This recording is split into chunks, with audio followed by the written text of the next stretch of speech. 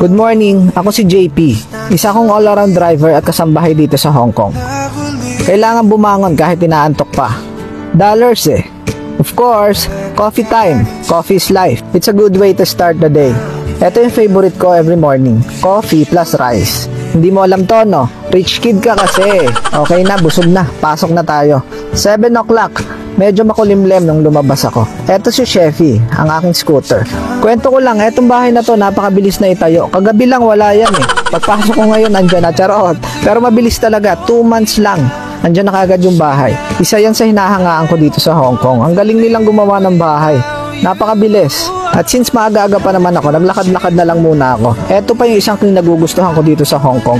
Napakarami nilang public toilet kahit sa labas lang ng village. Dinaraanan ko rin pala dito yung wishing tree. Famous to, lalo na pag Chinese New Year. Dinaragsatan ng mga tao para mag-wish dun sa puno. Actually, sabi nila namatay na daw yung totoong puno. So, fake tree na yung nakalagay dyan ngayon.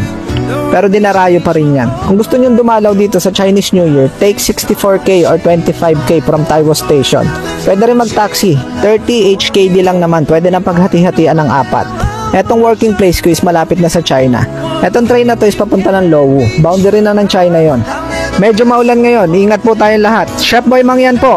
Of course!